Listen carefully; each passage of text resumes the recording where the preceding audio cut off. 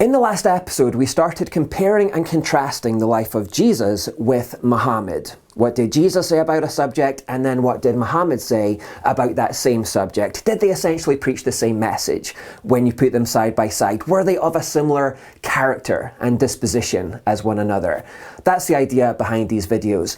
Now remember that we're only using each religion's own source texts for this comparison. For Jesus, we are only using the Bible, and for Muhammad, we are only using the Quran and Hadith. Each religion's own source text. We're doing 22 points of comparison overall, and in the last video we reached number 11, the halfway point. So now we're going to continue with the second half. Let's get into it. Muhammad encouraged Muslims to fight against their neighbours and to have a hardened attitude towards them. He said, "O you who believe, fight against the unbelievers who live around you and let them find you in hardness. Know that Allah is with the God-fearing." Jesus, however, had a polar opposite message to this. Jesus didn't say to fight with your neighbours, but rather said to love your neighbour as yourself. In fact, he said that this is one of the two greatest commandments there is: love God and love your neighbours.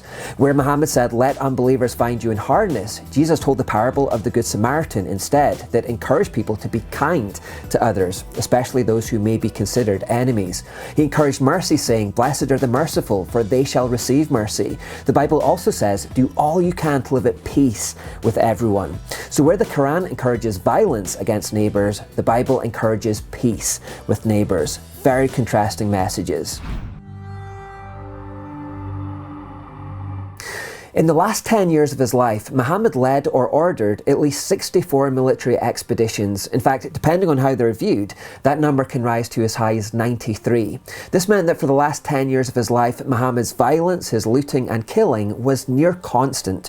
Whether that be in battles, raiding caravans, towns and villages, or other forms of terrorism, when the dates of these expeditions are listed, it can be seen that Muhammad only ever took breaks of between 1 to 3 months at the very most. The rest of the time he was engaged in near constant violence. As we already know from the passages that we've looked at in the previous video, the intention of these military campaigns was to kill and subjugate enemies, was to plunder loot, take slaves and sex slaves.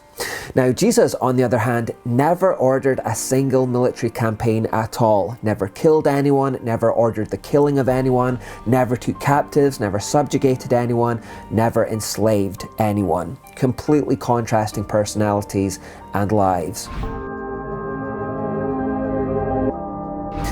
Muhammad encouraged the rape of enemy captive women. The Apostle of Allah sent a military expedition to Autas on the occasion of the Battle of Hunain. They met their enemy and fought with them, they defeated them and took them captives.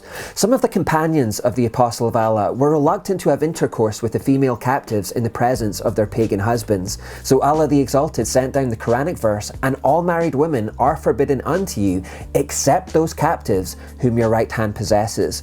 So they captured some women, but some of the Muslims were uncomfortable about raping them in the presence of their husbands. So then Muhammad conveniently heard from Allah in that exact moment that it was indeed okay to rape captive enemy women, and he gave them his encouragement. This Quranic passage is still being taught by Islamic scholars today, as evidenced here. لما الإسلام جه بقى نظمه بإيه؟ إن لا يكون إلا عن طريق الحرب المشروعة بين المسلمين وبين أعدائهم. يعني لو احنا حاربنا إسرائيل، وإسرائيل دي مغتصبة للأرض بل ومعتدية على البشر وعلى العقيدة، وطبعا احنا بنتكلم المستحيل، يعني مستحيل ان احنا هيجي اليوم اللي نحارب فيه إسرائيل، ولو ان سورة الإسراء مبشرة بكده يعني، وليس مستحيلا على الله سبحانه وتعالى. فأصل الحرب من النساء هم ملك اليمين، بمعنى ان عشان اذلهم بيصبحوا ملكا للقائد او للجيش او للمسلم، يستمتع بيهم كما يستمتع بزوجاته. Now, Jesus, on the other hand, never ordered the rape of captive women. In fact, remember that Jesus said, anyone who even looks at a woman with lust has already committed adultery with her in his heart. Jesus taught men and women to treat each other with decency and respect, period.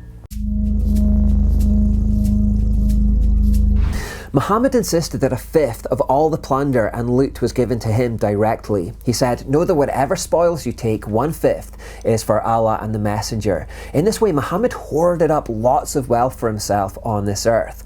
Remember, he also said that money is largely what motivated the Muslims in those days. He said, Allah made booty lawful and good. He used it to incite the Muslims to unity of purpose. So enjoy what you have captured. Now, Jesus, on the other hand, never showed much interest in worldly wealth. Jesus said, foxes have holes and birds of the air have nests, but the Son of Man has nowhere to lay his head. Jesus didn't even own a home. Instead of encouraging greed and the hoarding of wealth in his followers like Muhammad, Jesus said, do not lay up for yourselves treasure on earth, where moth and rust destroy, and where thieves break in and steal, but lay up for yourselves treasure in heaven. You cannot serve both God and money. Jesus told the parable of a man who was solely interested in storing up wealth for himself on this earth, and said that person was a fool. He said, yes, a person is a fool to store up earthly wealth but not have a rich relationship with God. Jesus said it's easier for a camel to go through the eye of a needle than for rich people to enter the kingdom of God, because when money is your focus, when it's the focus of your whole life, greed takes a hold on your heart. Jesus wasn't against money as such, but he did say that it was foolish to make it the sole focus or purpose of life. He said it was foolish to let money and greed take a hold of your heart. Jesus instead said that the main goal with our wealth should be to give generously to others, thereby storing up treasure in heaven. So where Muhammad encouraged the amassing of wealth for self and greed, Jesus taught giving to others. In the last video, we saw an example of a man being tortured by Muhammad, Kanana in Khaybar, who had a fire lit on his chest. Muhammad tortured enemies in this way often. In another example, after 8 men from a conquered tribe displeased him, Muhammad commanded about them, and thus their hands and feet were cut off, and their eyes were gouged, and then they were thrown in the sun until they died. Now, Jesus, on the other hand, suffered torture himself, but he never tortured anyone, nor did he ever command torture. Again, Jesus said to love enemies.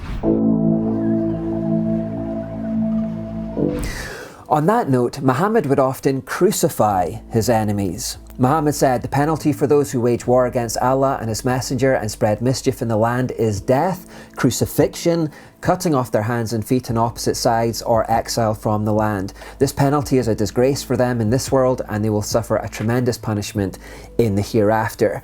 Jesus, on the other hand, never ordered the crucifixion of anyone. He himself, however, was willingly crucified to pay for the sins of the world. Muhammad first began to think of himself as a prophet when a spiritual being attacked him in a cave at a place called Hira. The experience left Muhammad so mentally troubled and depressed that he tried to commit suicide several times. Muhammad said, the angel caught me and pressed me so hard that I could not bear it anymore. It continues, the prophet became so sad, as we have heard, that he intended several times to throw himself from the tops of high mountains. Muhammad suspected he may have been demonically possessed after this incident. He said, woe is me, poet or possessed, never shall Quraysh say this of me. I will go to the top of the mountain and throw myself down, that I may kill myself and gain rest. Now, Jesus, on the other hand, was never suicidal. Throughout the Gospels, he is always found to be balanced and of sound mind. And indeed, when Satan encouraged Jesus to jump from the top of a high mountain, he actually gave Satan a swift rebuke. In Al-Tabari 1440, some Muslims who have just killed a man are hiding in a cave. At this point, a one-eyed shepherd haplessly wanders in to take a rest from the heat of the midday sun. He meets the Muslims in the cave, and one narrates, when he asked who I was, I told him that I was one of the Muslims. Then he lay down beside me and lifting up his voice began to sing, I won't be a Muslim as long as I live, nor heed to their religion give. I said to myself, you will soon know, and as soon as the baddie was asleep and snoring, I got up and killed him in a more horrible way than any man has been killed. I put the end of my bow in his sound eye, then I bore down on it until it came out at the back of his neck. When Muhammad was informed of what they'd done to the shepherd, Tabari records that Muhammad laughed so that one could see his back teeth. He asked me the news, and when I told him what happened, he blessed me. Now, when Jesus encountered a blind man, however, the outcome was completely different. The Bible says, "And some people brought to Jesus a blind man. Jesus took the blind man by the hand and led him out of the village. And when he had spit on his eyes and laid hands on him, he asked him, 'Do you see anything?' And he looked up and said, 'I see people, but they look like trees walking.' Then Jesus laid his hands on his eyes again, and when he opened his eyes, his sight was restored and he saw everything clearly." So whereas Muhammad blessed the killing of a blind man, Jesus restored the sight of a blind man and he healed them. Totally different personalities, totally different outcomes. In the entirety of the Quran and Hadith, it is difficult to find a single example of Muhammad serving another person. Rather, he commands, he orders, he rules by force, he enslaves, he punishes dissent in the harshest ways possible, he lords it over his subjects. Indeed, even the very pulpit from which Muhammad preached Islam was made by a slave. He said, "Order your slave to prepare the wood for the pulpit." When the slave finished the pulpit, the woman informed the Prophet that it had been finished. The Prophet asked her to send that pulpit to him, so they brought it. The Prophet lifted it and placed it at the place which you see now. Now, Jesus, on the other hand, was a carpenter who himself made things from wood with his own hands. He didn't get a slave to do it. He didn't get other people to do it. He made things from wood with his own hands for others. Jesus also had a completely different style of leadership. Jesus led through serving his followers. Indeed, he was called the servant king. He said, "I came not to be served, but to serve others and to give my life as a ransom for many." Jesus famously got down on his knees to wash his disciples' feet too. Jesus got up from the table, took off his robe, wrapped a towel around his waist and poured water into a basin. Then he began to wash the disciples' feet, drying them with the towel he had around him.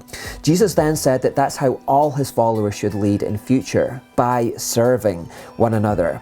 After washing their feet, he put on his robe again and sat down and asked, "Do you understand what I was doing? You call me teacher and Lord, and you are right, because that's what I am. And since I, your Lord and teacher, have washed your feet, you ought to wash each other's feet. I have given you an example to follow. Do as I have done to you." So where Muhammad ruled by force and by commands and by decree and by slavery, Jesus led through service. Completely different teachings.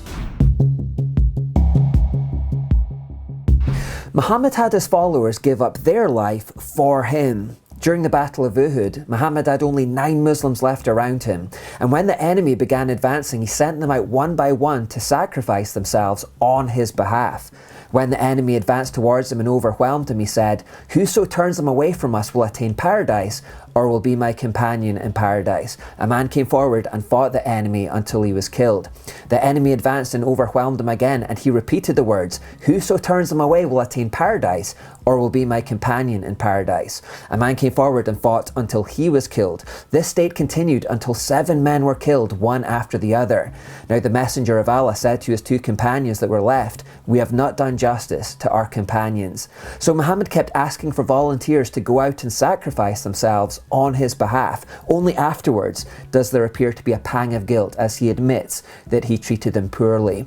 Now Jesus, on the other hand, did the polar opposite of this. Jesus gave up his life to save others. He said, "I came not to be served, but to serve others and to give my life as a ransom for many." A man came to Muhammad one day and asked him what the greatest commandment or deed was. Muhammad had a twofold reply to that question. He said the greatest command was belief in Allah and jihad in his cause. Remember, Allah's apostle was asked, "What is the best deed?" He replied, "To believe in Allah and his apostle." The questioner then asked, "What is the next best in goodness?" He replied, "To participate in jihad," that is religious fighting, in Allah's cause. Of course, we saw earlier that the highest place in Islamic paradise is reserved for the jihadis. Jihad is considered to be the greatest deed that a Muslim can do. So the greatest command in Islam encompasses jihad, religious fighting. Now Jesus, on the other hand, had an entirely different message to this question. In fact, a Pharisee asked Jesus this exact same question one day. The Pharisee said, "Teacher, which is the greatest commandment in the law?" And Jesus said to him, "You shall love the Lord your God with all your heart and with all your soul and with all your mind." This is the first great commandment. And a second is just like it. You shall love your neighbor as yourself. So where Muhammad's greatest commandment was jihad, was fighting, was violence, Jesus' greatest commandment was love. Love of God and love of others. Completely different teachings. We could go on and on here, but I think we're probably beginning to get the picture now of who these two characters were and what their personalities were like. This is a summary of the past two videos, and on pretty much every single level, the characters, the personalities, the lives, the teachings of Jesus and Muhammad could not be any more different. They are polar opposites, these two people. They preached an entirely different message. Muhammad fought and killed unbelievers. Jesus came to seek and save unbelievers. Muhammad killed enemies. Jesus loved enemies. Muhammad killed the adulterous woman. Jesus saved the adulterous woman. Muhammad encouraged theft from enemies. Jesus said, "You shall not steal." Muhammad permitted lying and deceit in some circumstances, the practice of taqiyya. Jesus said, "You shall not lie." Muhammad owned and traded many slaves and accumulated them throughout his life. Jesus came to help the oppressed and set the captives free. Muhammad said to take revenge. Jesus said to turn the other cheek and never pay back evil for evil. Muhammad encouraged terrorism and violence. Jesus discouraged it and said, "You shall not kill." Muhammad beheaded thousands, even hundreds in a single day. Jesus never beheaded anyone at all. Muhammad taught retaliation and killed people who insulted him. Jesus never retaliated. Muhammad had many wives and sex slaves and was married to a 6-year-old girl. Jesus had no wives or sex slaves and didn't marry any children. Muhammad said to fight neighbors. Jesus said to love neighbors. Muhammad spent almost all of his last decade perpetuating violence and subjugation. Jesus never perpetuated violence at all. Muhammad encouraged rape of captive women. Jesus did not, and said, "You shall not even look lustfully at another man's wife." Muhammad hoarded wealth and encouraged the storing of loot and plunder. Jesus said to hoard wealth was foolish, and rather that people should give generously out of what they have. Muhammad tortured. Jesus did not. Muhammad crucified people. Jesus did not, but rather he was crucified to save us from our sin. Muhammad was suicidal at times, but Jesus was always balanced and of sound mind. Muhammad praised the killing of a half-blind man, but Jesus healed the sight of blind men. Muhammad lorded it over his followers, but Jesus served his followers. Muhammad had his followers sacrifice their lives for him. Jesus sacrificed his life for his followers. Muhammad said the greatest commandment was jihad. Jesus said the greatest commandment was love. Love of God and love of others. On every level, these two people could not be more opposite. They preach an entirely different message. They act in entirely different ways. They have entirely different characters. Not just different, but diametrically opposed to one another. Sometimes people will say that they're both basically the same and they taught the same message. And I get why people would hope that that was the case, because if they were the same, it would solve a problem that exists in our multicultural societies and in our multicultural world. I get it. I get why people would hope that they taught the same thing for the sake of peace and unity. But the only way that anyone could really make that claim is if they don't actually know what Jesus and Muhammad really actually said, and what the Bible, Quran, and Hadith actually really says. The idea that they're the same does tend to come from secularists who actually have no idea what both faiths really teach. But hopefully this video has at least encouraged people to start investigating this issue and to start getting some insight into this matter. And we're actually going to carry on with this thread for one more video, because there are some obvious questions that now need to be asked as a result of what we've covered in the past two videos. So we'll get into that in the next one.